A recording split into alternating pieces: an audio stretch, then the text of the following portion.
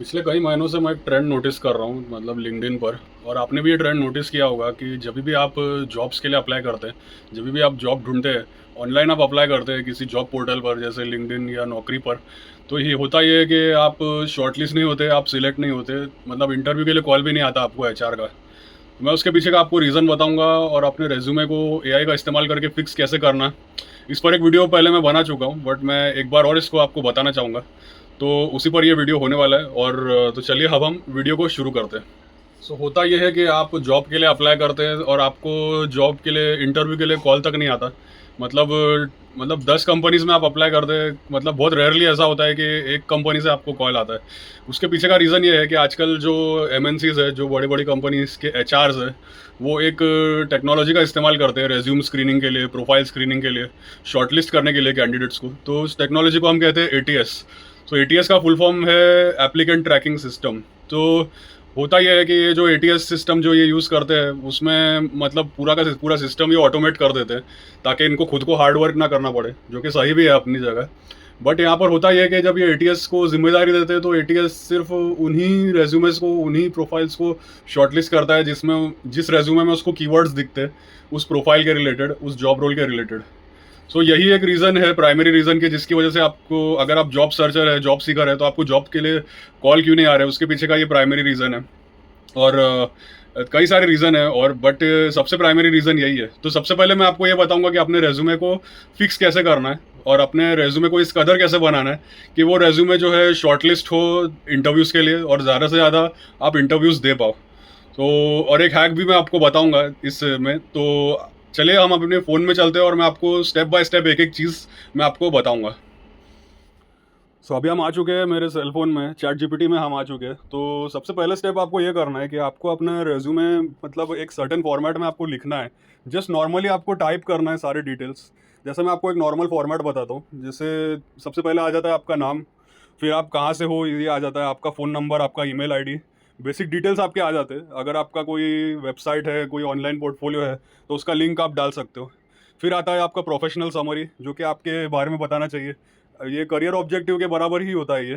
तो professional summary आप लिख लीजिए और फिर उसके बाद आप अपने टेक्निकल स्किल्स लिख लीजिए। अगर आप किसी आईटी, मतलब आपकी नीश आईटी है और आप आईटी रिलेटेड जॉब रोल के लिए अगर अप्लाई कर रहे हैं, तो टेक्निकल स्किल्स एक बहुत ही ज़रूरी सेक्शन होता है उसमें।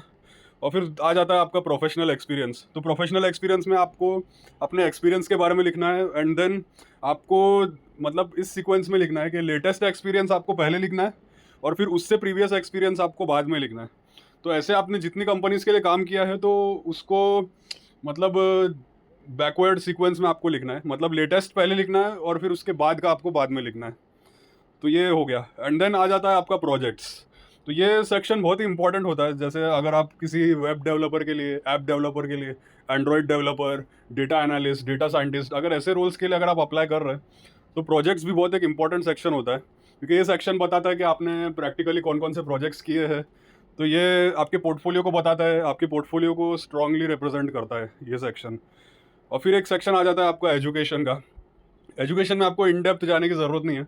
आपको सिर्फ इतना बताना है कि मतलब किस यूनिवर्सिटी से आपने कौन सी डिग्री की, कौन से ईयर में आप पास आउट हुए। तो ये हो गया एजुकेशन। और फिर सर्टिफिकेशंस का एक सेक्शन। अगर आपको कहीं से सर्टिफिकेट मिला है, कोई कोई सर्टिफिकेट आपने अचीव किया है, तो वो यहाँ पर आ जाएगा। और अगर आप लीडरशिप रोल में थे तो लाइक लीडरशिप का एक सेक्शन आ जाएगा। और फिर एडिशनल इन्फॉर्मेशन अगर आपको डालना है तो ये एक बेसिक सा फॉर्मेट हो गया, स्टैंडर्ड फॉर्मेट जो काफ़ी लोग फॉलो करते हैं। तो आपको नॉर्मली लिखना है और फिर चैट जीपीटी में आकर आपको एक सिंपल सा प्रॉम्प्ट देना है। तो या प्रॉम्प्ट आपको ये देना है कि please be a resume writing specialist for me, and please 100% optimise the above resume for ATS. और इसको आप ऐसे भी लिख सकते हैं, जैसे मैं अभी इसको एडिट करके बताता हूँ। So please be a resume writing specialist for me, and please 100% optimise the below resume. तो बिलो लिखना है आपको फॉर एटीएस। और फिर जो आपने रेज्यूमे का जो भी कंटेंट आपने लिखा है, उस कंटेंट को आपको कॉपी पेस्ट करना है यहाँ पर।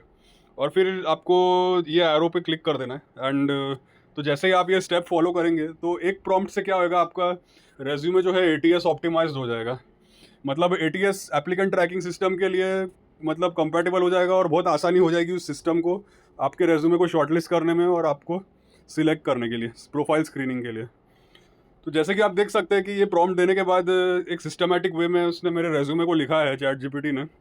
और प्रोफेशनल समरी में भी आप देख सकते हैं कि कैसे उसने एक एक कीवर्ड को हाईलाइट किया है, जैसे software engineer, full stack development, फिर JavaScript, React, Node, Python, AWS। और टेक्निकल स्किल्स में भी उसने एक एक स्किल्स को हाईलाइट किया है, मेन स्किल्स को।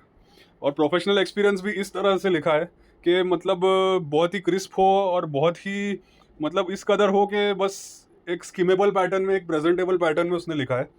और उसने मेन कीवर्ड्स को हाईलाइट भी किया है। और फिर उसी तरह से अगले एक्सपीरियंस को और उससे अगले एक्सपीरियंस को, पिछले एक्सपीरियंस को। और फिर आ जाता है प्रोजेक्ट्स का सेक्शन। तो यहाँ पर हैक यही है कि अगर आपने कोई प्रोजेक्ट किया है और जितने भी प्रोजेक्ट्स आपने किए हैं उसको आपको ज़रूर आप बताएं अपने प्रोफाइल में, अपने रेज्यूमे में, ताकि आपके सिलेक्शन के चांसेस और ज़्यादा बढ़ जाए। और एक हैक मैं आपको ये बताना चाहूँगा यहाँ पर, जो हैक के बारे में मैं बता रहा था, कि जब आप अपना प्रोफेशनल एक्सपीरियंस बताते हैं तो उसमें आपको डिटेल में एक एक चीज़ बताने की ज़रूरत नहीं है। आपको बस ये बताना है कि मेजरेबल रिजल्ट आपने क्या अचीव किया है, या मेजरेबल रिजल्ट क्या आपने जनरेट किया जब आप उस कंपनी में काम कर रहे थे। तो बस आपको इस चीज़ को सबसे पहले हाईलाइट करना है और फिर दूसरी तीसरी चीज़ों को आपको हाईलाइट करना है। तो ये था मेरी तरफ से हैक। और ये हैक आप यूज़ करोगे तो डेफिनेटली आपके जॉब सिलेक्शन के चांसेस बढ़ जाएंगे और HR आपसे ज़्यादा सवाल करेगी नहीं, सीधा सीधा सैलरी डिस्कशन की बात होगी इंशाल्लाह। फिर आपका आ जाता है एजुकेशन का सेक्शन। एजुकेशन के बारे में मैंने बताया कि ज़्यादा डेप्थ में जाने की ज़रूरत नहीं है, मेन डिटेल्स आपको बताना है। तो जैसे कि आप देख सकते हैं कि उसने एक एक कीवर्ड को हाईलाइट किया है, सिर्फ कीवर्ड्स का ही इस्तेमाल किया है मेजरली, ताकि इररेलेवेंट इन्फॉर्मेशन ना दिखे। और एक क्रिस्प सा रेज्यूमे उसने बना दिया है, जैसे कि यहाँ पर आप पढ़ सकते हैं, fully optimised for ATS parsing, keyword rich, metrics driven and clear formatting, customisable for job descriptions across FAANG startups enterprise companies. FAANG एक मतलब फ्रेज यूज़ करते हैं, मतलब फेसबुक, एप्पल, अमेजोन, नेटफ्लिक्स और गूगल, इन 5 कंपनीज के लिए फ्रेज यूज़ किया जाता है फैंग। सो मैं उम्मीद करता हूँ इस वीडियो से आपको वैल्यू मिला। तो आइए अब हम वीडियो में वापस आते हैं।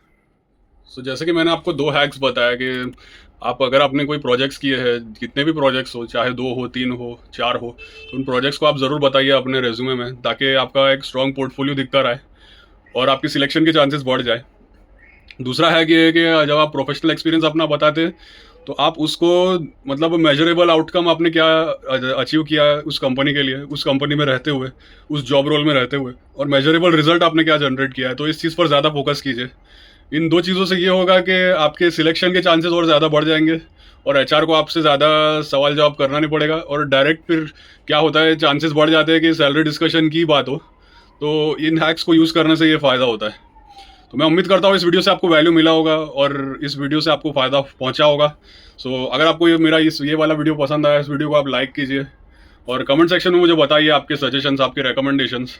अगर आपको AI से कोई और हैक सीखना है, कोई और चीज़ आपको सीखना है AI का इस्तेमाल करके, तो मुझे कमेंट सेक्शन में बताइए ताकि मैं अगला वीडियो में उस टॉपिक पर ला सकूँ। इस वीडियो को आप ज़्यादा से ज़्यादा शेयर कीजिए आपके नेटवर्क में, आपके सोशल मीडिया में। ज़्यादा से ज़्यादा जॉब सीकर्स के साथ आप इस वीडियो को शेयर कीजिए ताकि उनको फ़ायदा पहुँचे और उनको पता चले इस हैक के बारे में। चैनल को आप सब्सक्राइब करना ना भूलें। मिलते किसी और वीडियो में किसी और टॉपिक के साथ। Until then, this is Basil signing of.